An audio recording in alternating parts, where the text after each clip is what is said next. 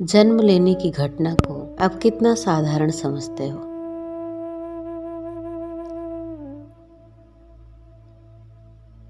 पर जन्म की ये घटना इतनी साधारण है नहीं जितना आप इसे समझते हो। कई योनियों में भटकने के बाद आपका ये मनुष्य जीवन,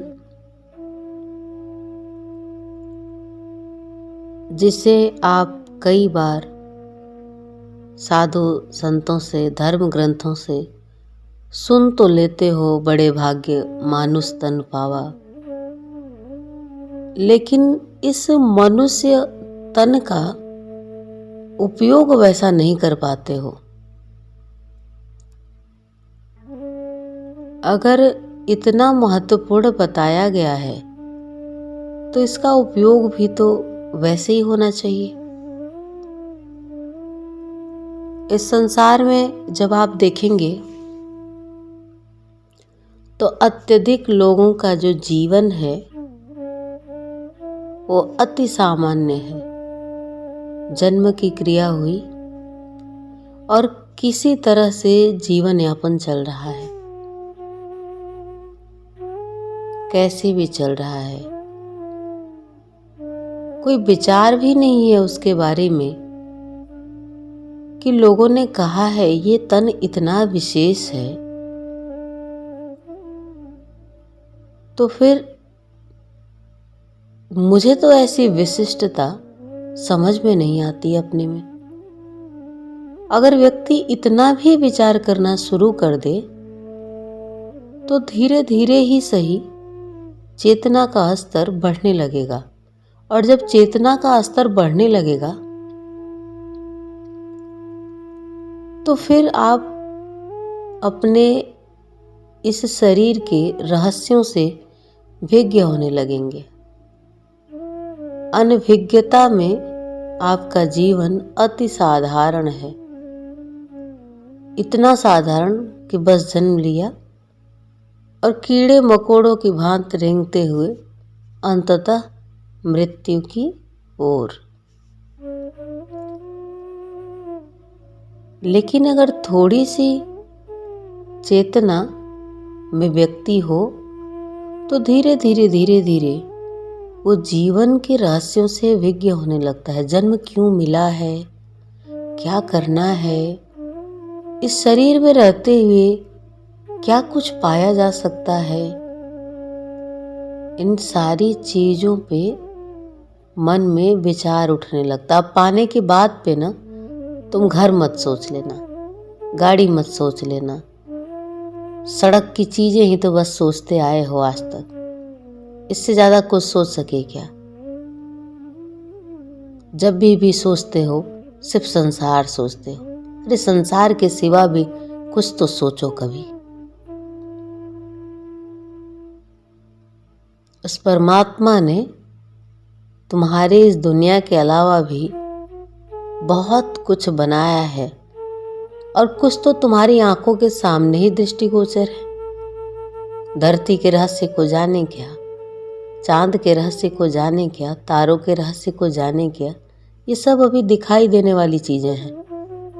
पेड़ पौधों के भी बहुत रहस्यों से हम मनुष्य अनभिज्ञ हैं। ऐसी बहुत सारी प्रकृति की चीजें हैं जिससे हम अभी बिल्कुल अनभिज्ञ हैं, और ये तो फिर भी दृष्टि से दिखाई देने वाली चीजें हैं। इसके पीछे भी सबसे बड़ा रहस्य वो एनर्जी है, वो प्रकाश है, वो परमात्मा है, जो भी नाम दे लो। तो अभी तो उसे जानना है, लेकिन आपकी खोज बड़े छोटे दायरे में है। अभी शुरू और अभी खत्म। एक घर बना लेते हो इठलाते हुए, पूरे संसार में घूमने लगते हो, मेरा घर है, बंगला है, ऐसा है, वैसा है। अरे क्या है तुम्हारा? कुछ है क्या तुम्हारा अपना? आज है और कल तुम ही नहीं रहोगे, फिर क्या है? इसलिए बोध जरूरी है, सत्य स्वीकार करना जरूरी है, थोड़ा सा सद्विचार में आना जरूरी है, और नहीं समझे तो जीवन के पल तो धीरे धीरे समाप्त हो ही रहे हैं। मैं तो बस इतना ही संदेश देना चाहती हूँ, जो भी पल मिले हैं बड़े आनंद के साथ अगर आप जी सकें तो यही जीवन का सदुपयोग है। और व्यर्थ के विचारों में खोपड़ी को उलझा करके क्यों परेशान करते हो?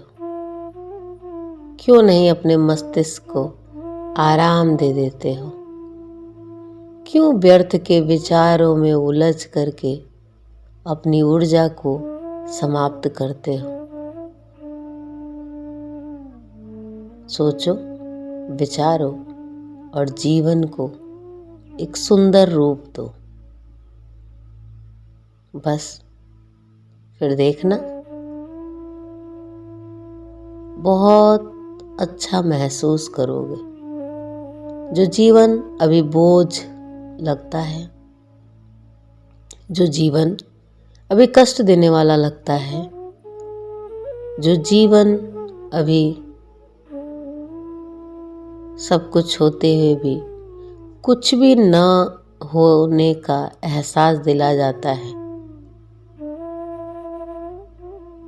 वही जीवन आपको एक बहुत बड़ा परिवर्तन भी देगा।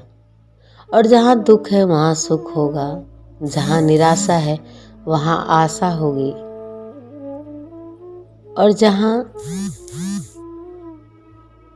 आप अपने आप में बड़े अधूरेपन में रहते हैं वहीं आपको पूर्णता का एहसास भी होगा।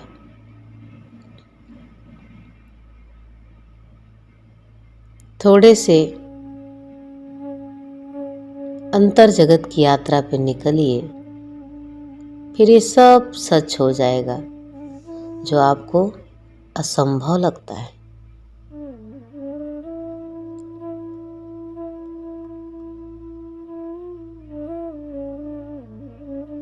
असंभव कुछ है ही नहीं इस संसार में, सब कुछ संभव किया जा सकता है प्रेम के बल पे।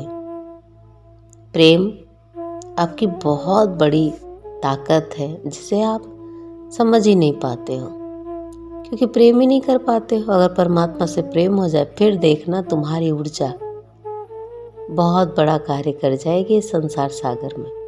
और ये जो तुम करोगे ना, प्रेम के बल पे जो कार्य करोगे, वो तुम्हारे मरने के बाद भी समाप्त नहीं होगा। मतलब तुम मरोगे ही नहीं, क्योंकि उसके साथ जुड़े, उसके साथ तुम्हारा संबंध गहरा हुआ, उस परमात्मा के साथ अगर चल पड़े, तुम्हारा संबंध गहरा हुआ, तो तुम्हारा आनंद इतने गुना बढ़ेगा कि तुम उसी के स्वरूप, उसी के नाम से संसार सागर में जाने जाओगे। और फिर वो तो कभी समाप्त होता ही नहीं है, फिर तुम कभी समाप्त नहीं होगे।